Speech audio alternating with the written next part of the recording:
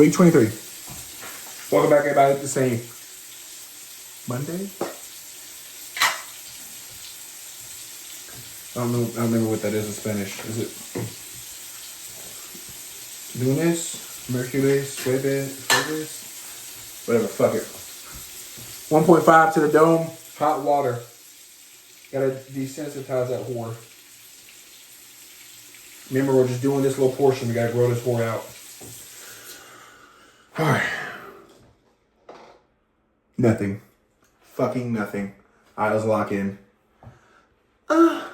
Had some back and chest today, so I did 365 for a single, and then 3 sets of 5 with 340. Had 3 sets of 16 assisted pull-ups, and then had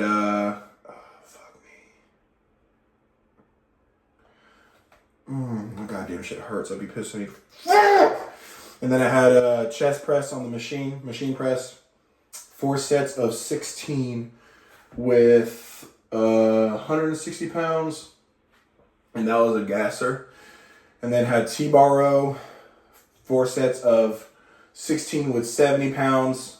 3 sets. And then I had 3 sets. I finished off with 2 movements. No, skull crushers with a 30. And then I had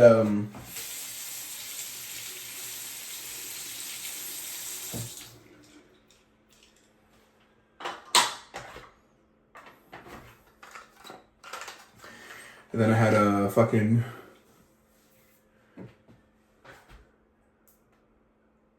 shrugs.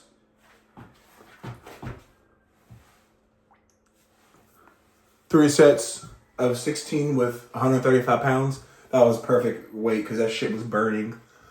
And then I finished out actually with a chest fly, 2 sets, AMRAP at 275. Just to make sure I was getting volume. Because I actually finished up the session for the day and I was like, you know, it wasn't that bad. I felt pretty good. So I went ahead and just knocked that out because I was like, why not? If I'm feeling good today, might as well hit it in. I got one more final, which is Wednesday. Have not studied at all, but I'm well adept on the criminal justice system. So I'm feeling pretty confident.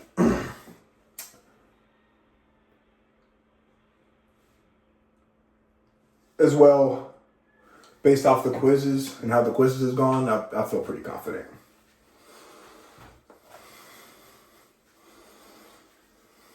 So that will be end of this semester. This will be my 3rd or 4th semester. So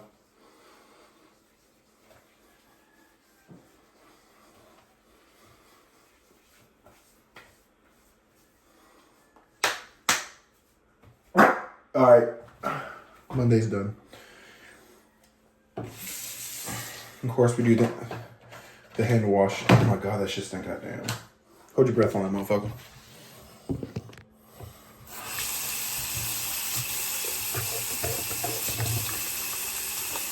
Always wash your hands, kids, after the minoxidil. You don't want to wake up and catch crackhead.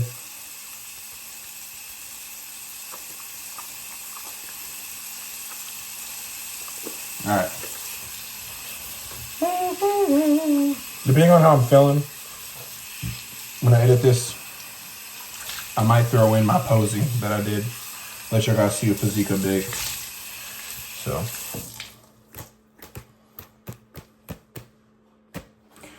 Other than that, feeling pretty good, looking pretty good. Can't complain.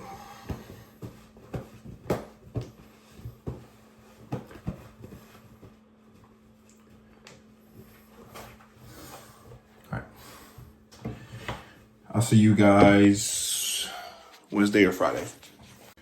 What is up, everybody? Welcome to week 24 of the beard growth journey.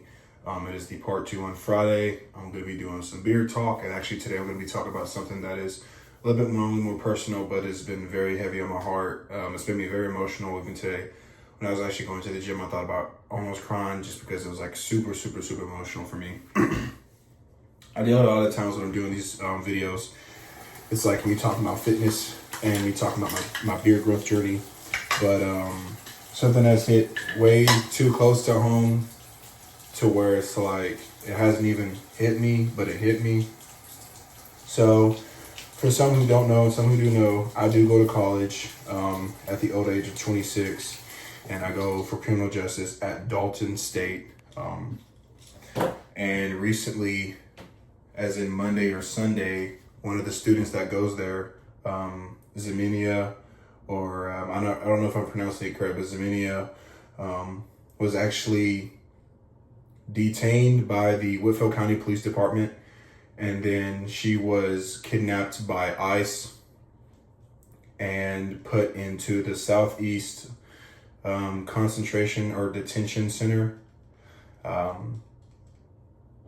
She is, in terms of the status of an illegal immigrant, but she has lived in Dalton. She has gone to Dalton High, and I've seen her on campus at Dalton State. She's 19 years old and has lived in the USA since the age of 4. Her father was detained and then kidnapped by ICE as well. And the reason why I say kidnapped is because these people not only have not had due process, but something that's very interesting I want to bring forward is a conversation that I had with one of the officers, Colton to be specific, about an interaction. So Dr. Natalie Johnson's class for criminal justice, CRJU 1100, there was a day where he came in and spoke with us. I think it's Lance Corporal or officer. I think he's SRO. He's SRO. Yeah, he's the SRO for Dalton High, Officer Colton. And I asked him explicitly in the classroom, does Dalton High or does Whitfield County's police department work with ICE? And he looked me in my fucking face and told me, no, they do not. And I'm now finding out 2 to 3 weeks later, because I just finished my final, that not only does Dalton's, like the Whitfield County Police Department have like a certain penal code or policy that actually works in tandem with ICE, but he lied to me. Ideally, I thought about not even name dropping it like that, because it was like not only too personal, but it's very privileged for me to sit there and try to be confidential about information, knowing that he looked me in my face and told me that. Now, do I know? I cannot speak for Dr. Natalie Johnson in terms of how she feels or her policies, but I came on him because, one, it's not only my social media, but I'm allowed to speak out, and 2, ideally, Whitfield County cannot be trusted. I'm actually a born and raised Eastridgian from Chattanooga, Tennessee, and I recently bought a house down here with my wife in the last 2 or 3 years so I can only pursue college, but we could have a family. And as someone who's studying criminal justice, and as somebody who potentially would either be a police officer, a prosecutor, an attorney, any of those things, I think not only is it very disingenuous for a police officer to lie, even though they can legally, to a class of students when they're just curious about the climate going on right now, and him trying to be a neutral educational body just to find out that he was either one, because I can always play benefit of the doubt, but I highly doubt that he did not know. I think that he lied to me 100% about ICE not working with Whitfield County. Now, the reason why Whitfield County in itself is a very precarious thing to talk about is because Whitfield County is Dalton right now, from my understanding, in the United States of America, is carpet capital. It is one of the biggest, if not number one, producers of carpet manufacturers, laborers, carpet mills in the world, from my understanding. And because of that, there is a preconceived notion that the Latinx community, Hispanic, Guatemala, Puerto Rican, all those communities specifically are illegal. Now, that is something that's very disingenuous and erroneous, because we can see that Greece people are illegal, or people from Lithuania can be illegal, or Ukrainians, but you'll never look at a white person and say, hey, they are potentially illegal. So for Whitfield County to now not only crack down on this community, but for him to lie in front of me and other students on a college campus whenever he was supposed to be trying to sway students to go and be a potential peace officer in the future is just beyond me. I do want to clear some things out to be specific from my understanding. Like I said, I've seen her on campus. I've never had a relationship with her.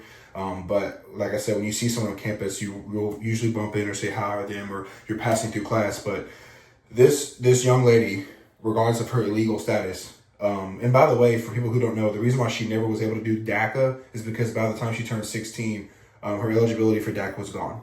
It was wiped off the books. Like, I'm pretty sure, I don't know which president came through, it was either Biden or Trump in the last 8 years. I got rid of it, but she was not able to do DACA, and so we have a illegal immigrant, not only who is very high scholared in high school, but now going to college to pursue a degree, and she had all that stripped away from her. While we have people who not only American-born citizens living in this country, but not using anything at all to the disposal that we're given. I am very lucky enough to have the Hope and the Pell Grant, and maybe some of the VA, but like I said, I'm still using those things. Everyone, and it really hurts me because I'm seeing her get blasted on all these social media platforms, and this is a 19-year-old baby. She cannot legally drink, right? She's not 21. She is, in my eyes, a fucking baby. And you have these racist-ass Christians, Republicans, Bible thumpers all over WRTZV9, all over DEF Channel 10, saying she's a little immigrant, we pay for her taxes. She paid for her college out of state. Like, she took no handouts. I'm taking handouts, right? I'm taking the Pell Grant. I'm taking the Hope Grant. She is taking nothing. She paid out of pocket. And for a police officer to pull her over, see that she had an international ID, by the way. That's how she was able to not only operate a vehicle, but drive. She had an international ID. She had insurance, all of that, okay? Pulled her over, said that, oh, not only she don't do international, but then contacted ICE. Fucking disgusting. I leave it there simply because it's not only emotionally charging me, but not only has Dalton State, the college, lost any trust for me, that's why I'm maybe losing to another college next semester, but Whitfield County is fucking disgusting. And I think everyone, if anyone's watching this in our area, just please be careful, because I don't trust that the Whitfield County police officers are going to let anyone off the loose, regardless if you're American or not. So, hope you enjoyed week 24, Weird Girl Journey. Fuck Donald Trump.